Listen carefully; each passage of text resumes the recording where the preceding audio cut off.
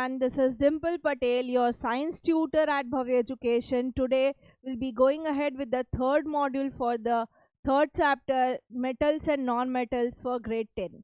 ठीक है, इसके पहले दो मॉड्यूल्स में हमने देखा मेटल्स क्या होते हैं, नॉन मेटल्स क्या होते हैं, उनकी फिजिकल प्रॉपर्टीज़ के बारे में समझा.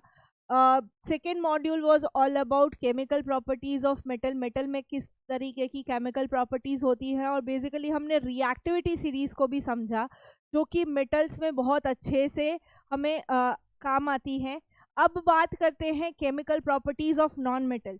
बच्चों, जिस तरीके से physical property of non metal and metal completely opposite है, उसी तरीके से अगर हम बात करें तो chemical properties of non metal are also very much different from what we have with the chemical properties of metal. हमारे जो नॉन मेटल हैं वो इतने ज़्यादा रिएक्ट नहीं करते जितने हमारे मेटल्स रिएक्ट करते हैं. We don't have any specific reactivity series for non metals. ठीक है, हमारे जो नॉन मेटल्स हैं वो कुछ चंद अपने दोस्तों के साथ रिएक्शंस दिखाते हैं. जैसे सबसे पहले अगर हम बात करें तो नॉन मेटल्स रिएक्ट करते हैं ऑक्सीजन के साथ.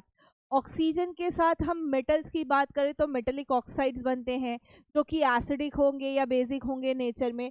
ठीक है, बट हमारे नॉन मेटल्स किस तरीके से रिएक्ट करते हैं वो समझना है.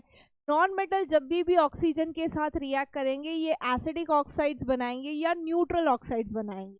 जब भी हमारे नॉन मेटल ऑक्सीजन के साथ रिएक्ट कराएंगे होंगे तो ये या तो एसिडिक ऑक्साइड बनाएंगे या न्यूट्रल ऑक्साइड्स बनाएंगे. ठीक है, अगर हम बात करें, एक रिएक्शन लेते हैं कार्बन. कार्बन एक ऐसा नॉन मेटल है जो कि बहुत सारे एक्सेप्शंस देता है हमें. कार्बन का एक ग्रेफाइट फॉर्म है जो कि कंडक्ट करता है इलेक्ट्रिसिटी को.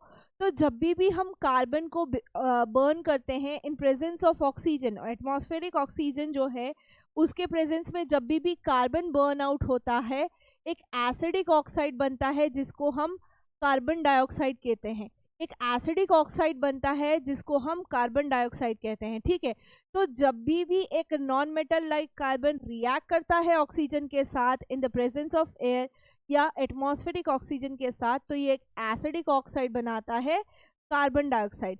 इसका अगर हम बैलेंस रिएक्शन देखें तो carbon plus oxygen that is available from air, हमको क्या मिलेगा? कार्बन डाइऑक्साइड मिलेगा. हमें क्या मिलेगा? कार्बन डाइऑक्साइड मिलेगा जो कि एक एसिडिक ऑक्साइड है.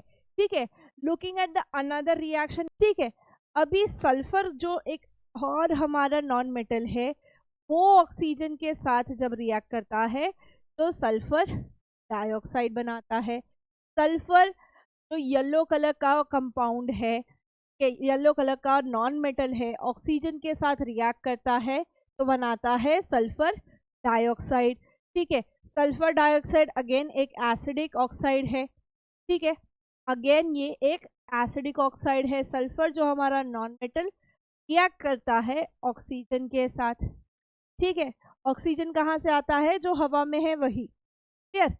अभी अगर हम दूसरा रिएक्शन नॉन मेटल्स में डिस्कस करें तो वाटर के साथ, जैसे हमने रिएक्टिविटी सीरीज ऑफ मेटल्स में देखा था कि सोडियम पोटेशियम हाईली रिएक्टिव होते हैं तो वो कोल्ड वाटर में भी रिएक्ट कर जाते हैं, फिर कुछ हॉट वाटर में रिएक्ट करते हैं, कुछ में स्टीम पास करने पे रिएक्शन होता है. तो नॉन मेटल में ऐसा कुछ होता है क्या? नॉन मेटल्स जो हैं वो रिएक्ट नहीं करते पानी के साथ या स्टीम के साथ to evolve hydrogen gas. Non metal कभी भी पानी के साथ रिएक्ट नहीं करेंगे, भले आप स्टीम पास कर लो, कोल्ड वाटर ले लो, हॉट वाटर ले लो, यहाँ पे कोई रिएक्शन नहीं दिखेगा. क्यों ऐसा भाई? क्योंकि नॉन मेटल्स क्या है? नॉन मेटल्स यानी ऐसे एलिमेंट्स जो अपने इलेक्ट्रॉन्स दे नहीं सकते. They can not give electrons and get reduce to hydrogen ion. H plus ion नहीं बना सकते, इसीलिए वो नॉन मेटल है. क्या है? इसीलिए वो नॉन मेटल्स हैं. ठीक है, तो यहाँ पे वाटर के साथ नॉन मेटल का रिएक्शन क्यों नहीं होता? बिकॉज वो रिड्यूस होके H प्लस आयन्स जो पानी में है उसको हाइड्रोजन गैस में कन्वर्ट नहीं कर सकते, उसको हाइड्रोजन गैस में कन्वर्ट नहीं कर सकते। ठीक है, तो नॉन मेटल्स जो हैं वो पानी हो या स्टीम हो किसी के भी साथ रिएक्ट नहीं करेंगे। अभी क्या नॉन मेटल्स डाइल्यूट एसिड के साथ रिएक्ट करेंगे? जैसे हमने मेटल्स में तो HCl का भी देखा था रिएक्शन, सल्फ्यूरिक एसिड का देखा था, HNO3 का देखा था, अलग अलग मेटल्स का। ठीक है, रिएक्टिविटी के बेसिस पे हमने उसमें डिस्प्लेसमेंट रिएक्शंस भी देखी थी काफ़ी सारी। तो क्या हमारे नॉन मेटल्स भी डाइल्यूट एसिड के साथ रिएक्ट करेंगे? Non metals do not react with dilute sulphuric acid.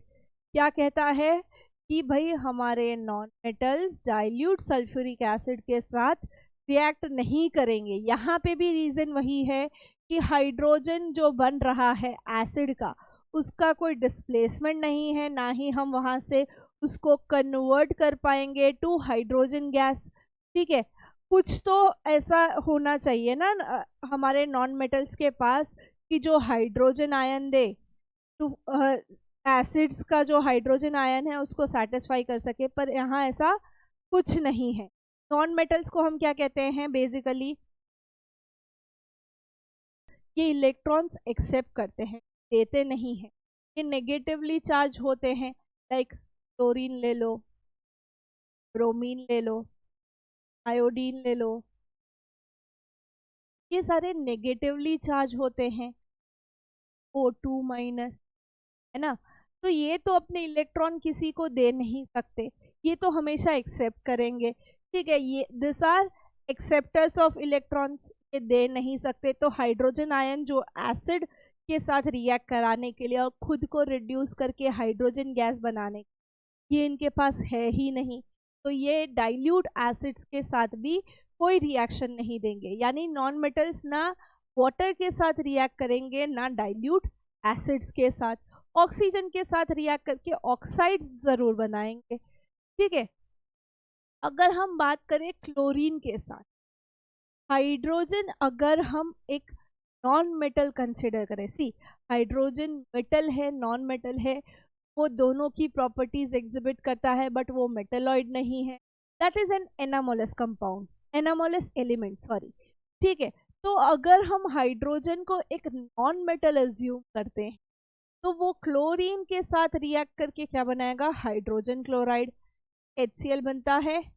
ठीक है, यहाँ पे HCl किस तरीके से कि भाई हम हाइड्रोजन को अगर नॉन मेटल एज्यूम करते हैं तब जाके वो क्लोरीन के साथ रिएक्ट करके HCl बनाएगा। ठीक है, कोवेलेंट क्लोराइड बनेगा, ये कोवेलेंट कंपाउंड बनेगा। Hydrogen gas plus chlorine gas gives us hydrogen chloride. पर यहाँ पे हमारा हाइड्रोजन क्या होना चाहिए? नॉन मेटल होना चाहिए। ठीक है,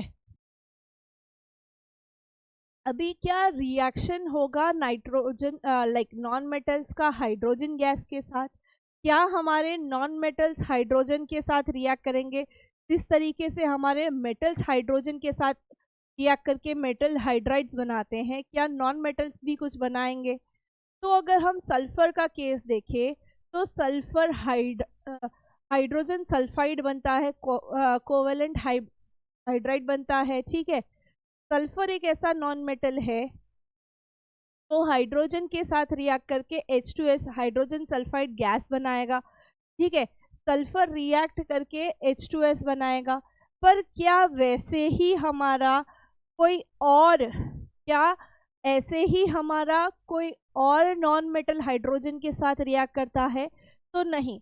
ठीक है, हाइड्रोजन के साथ सल्फर के अलावा कोई और नॉन मेटल रिएक्ट नहीं करता। तो ये है हमारी chemical properties of non metal. Chemical properties of non metal इतनी सी इसलिए हैं क्योंकि नॉन मेटल ना हमारा वाटर के साथ रिएक्ट करता है, ना हमारा एसिड्स के साथ रिएक्ट करता है। ऑक्सीजन के साथ भी लिमिटेड है, क्लोरीन के साथ भी हमारा लिमिटेशन है कि हम जब हाइड्रोजन को एक नॉन मेटल एज्यूम करें तब वो क्लोरीन के साथ रिएक्ट कराएगा। ठीक है, और हम जब हाइड्रोजन की बात करते हैं तो वहाँ पे भी खाली सल्फर ऐसा है कि जो रिएक्ट करता है। ठीक है, तो रिएक्शन विथ नॉन मेटल्स या हम कहें chemical properties of non metals बहुत ही लिमिटेड है। ठीक है, तो ये थी हमारी केमिकल प्रॉपर्टीज। नेक्स्ट मॉड्यूल में हम मिलेंगे uses of metals and non metals daily life में किस तरीके से यूज किए जाते हैं और वो किस तरीके से बॉन्ड बनाते हैं। कुछ आयनिक बॉन्ड्स बनते हैं, वो बॉन्डिंग कैसे बनती है, वो लेन देन कैसे होती है, वो हम समझेंगे फोर्थ मॉड्यूल में। ठीक है, so for this module it is all this much about the chemical properties of non metal.